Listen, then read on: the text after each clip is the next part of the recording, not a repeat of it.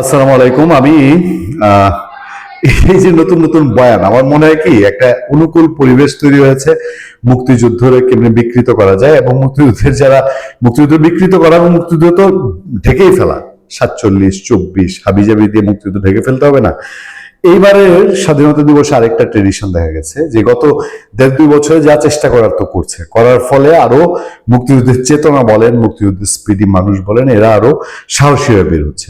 এই যে পুলিশের সাংঘাতিক ছক, পুলিশের সাংঘাতিক নিরাপত্তা, এসবের মধ্যে দিয়ে ফুসফাস সাধারণ মানুষ, গৃহিণী, তৃতীয় শ্রেণী কর্মচারী, চতুর্থ শ্রেণী কর্মচারী, এই টাইপের লোক গিয়ে মিছিল করে জয় বাংলা বলে।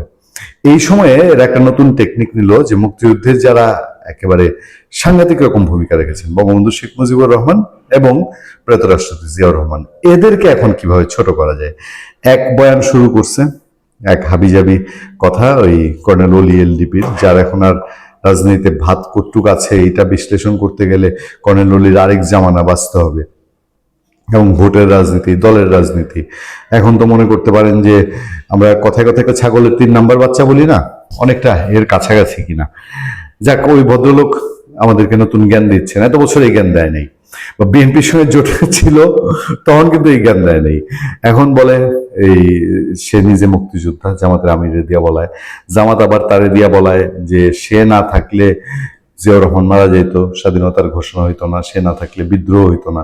মানে জিয়াউর রহমান বিদ্রোহ করার লোক ছিল না, এটা সে ছিল বলেই তার উৎসাহে কলকাঠি তার মাস্টার মাইন্ড, সে এরকম বলে না। আরেক চিজ পাওয়া গেছে, এই চিজ হলো জমিয়তে ওলামায়া ইসলামিয়া পটুয়াখালী জেলার সভাপতি মাওলানা আব্দুল হক কাউসারি। তার কি মনে হয়েছে, হলরুম ভর্তি মোটামুটি মুক্তিযোদ্ধারা ছিল, আপনার পটুয়াখালী জেলা প্রশাসনের স্বাধীনতা দিবসের অনুষ্ঠান, সেইখানে সে বয়ান দিতে গিয়ে তার আর জিব্বা সামলাইতে পারে নাই, সে জ্ঞান দিচ্ছে মুক্তিযুদ্ধে বঙ্গবন্ধু শেখ মুজিবুর রহমানের কোনো ভূমিকা ছিল না। এত নিম্ন শ্রেণীর বিষয় নিয়ে আলোচনা করতাম না, কিন্তু এই যে ধৃষ্টতা, এবং আমার মনে হয় এগুলো প্ল্যান করা, যে এই মুক্তিযুদ্ধ আজকে দেখেন শুরু হয়েছে না, জিয়াউর রহমান দিয়া, বঙ্গবন্ধু শেখ মুজিবুর রহমান দিয়ে আস্তে আস্তে সেক্টর কমান্ডারদের নামে বলবে, জেনারেল ওসমানীর নামে বলবে, মুক্তিযোদ্ধাদের নামে বলবে। এবং আমি মোটামুটি শিওর যে এখন যেই টাইপের পরিবেশ না, এই মুক্তিযুদ্ধ বিরোধী যে অংশ, এরা মুক্তিযোদ্ধাদের চারিত্রিক বিষয় টিষয় নিয়ে কথাবার্তা বলা শুরু করবে, তাদেরকে ক্রিমিনাল বানানোর যে চেষ্টা করে, আমি অবাক হব না।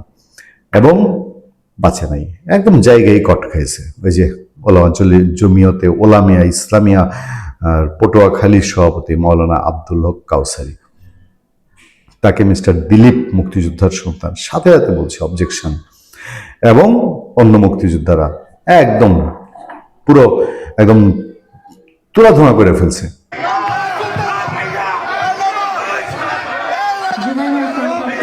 এবং এই তোপের মুখে শেষ পর্যন্ত জেলা প্রশাসন ওই ব্যাটারে ক্ষান্ত করছে, ক্ষান্ত করে তারপরে তাকে হচ্ছে এই বক্তব্য শেষ করছে, সে বক্তব্য শেষ করে, এবং এখান থেকে মোটামুটি চপাট। এরপরেও কি ব্যাখ্যা দিচ্ছে জানেন, এরপরে সাংবাদিকরা জিজ্ঞেস করছে, আমি বলছি ওই থেকে 25শে মার্চ থেকে 16ই ডিসেম্বর পর্যন্ত শেখ মুজিবুর রহমান যেহেতু বন্দী ছিল, সেই সময় যুদ্ধ চালাইছে জিয়াউর রহমান এবং জেনারেল ওসমানী।